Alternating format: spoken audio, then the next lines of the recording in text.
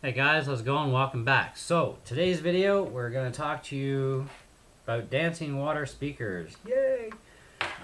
What's the liquid inside? Everybody wants to know.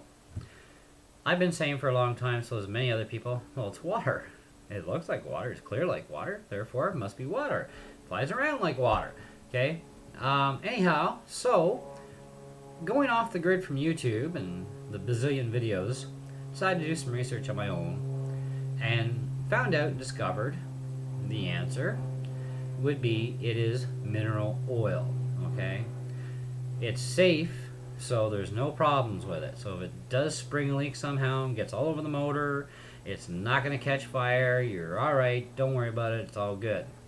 If you get a pair brand new in the box that has no oil in the speaker, it could be it's somewhere in the speaker, but it would actually leak out, so you would know. It is possible because quality control is not like it should be. We get missed items. We get defects. Stuff happens, you know what I mean? So you just bring them back and get another set. Plain and simple, alright? But as far as what's inside, it's not actually water, it's mineral oil, okay? So hopefully that kind of ends the big argument on that. So I did some extra research for you guys, got you an answer. That's all I got. Now, what they're using in all the other variants of these speakers out of the market, who knows? Maybe they're using mineral oil in them too, but I'm not out researching all those. I'm only researching the particular product that we're dealing with right now, and that's the Gadgetree version of these speakers. So that hopefully would end the problem there. The next problem we have is some discussion about, well, if they're oil, why don't they call them dancing oil speakers? Okay, because it's not marketing smart to call them dancing oil speakers. People, when they buy stuff, they have a mental way of thinking where it's an association. And if it's something that they think is yucky to them, then they're not going to buy it, obviously. So to call them dancing oil speakers would hurt millions of sales, because there's millions of people out there that associate oil with being something that's filthy and dirty, ugh, okay? Where the rest of us wouldn't care less, right? So the marketing idea behind these to make sales is dancing water speakers, because water to the majority of the population on the planet is something that is fun, it's cool, it's relaxing, it's soothing, whatever you want to call it. Okay, you can abbreviate the same meaning about 50 different words. Okay, so and it's just plain out fun. So the idea was to call them dancing water speakers because that is an attraction. It's not a repellent.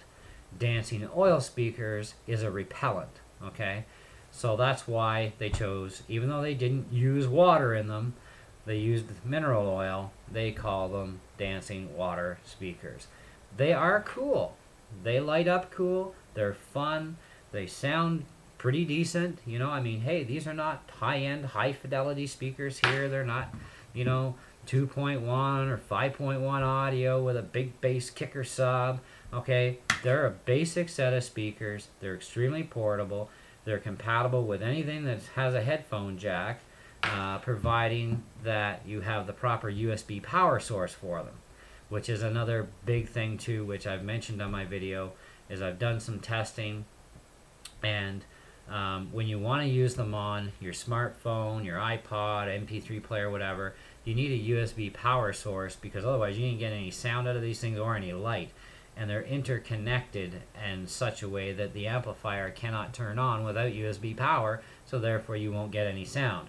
So you need to have a suitable USB power source with enough milliamps to run these speakers properly, okay? Otherwise they're going to sound like crap if you don't, or they'll just do some funky stuff like I showed.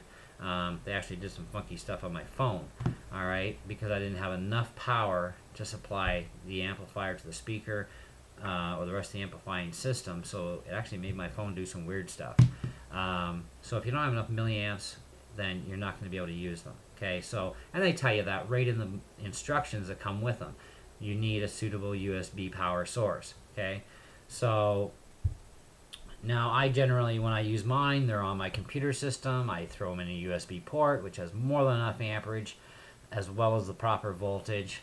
and they work beautiful. Okay, to use them on my smartphone, I would have to actually use an AC to 12 volt adapter and then get a 12 volt to USB adapter and then plug these suckers in, and I could use them in the house on my smartphone, my MP3 player, whatever I want, okay, that I get sound out of. All right, so that's how they're gonna work. All right. Anyway, hopefully this answers the question, solves all the argument, and everybody's happy. This is definitely going to be my last video on the Gadgetree water speakers. I mean, I've done several videos for you guys that you've asked for. What's inside them, how do they function, you know, so there's really nothing else to really tell about these speakers, okay? They're great speakers, you know, they're a lot of fun, they're reasonably priced, they're awesome. So, you know, buy a set, enjoy them, you know, they're pretty cool. And anyways, so if you have any questions, feel free to ask. Check out my other videos on the Gadgetree speakers. That'll probably answer all your questions. And we'll see you in the next video. Thanks for watching.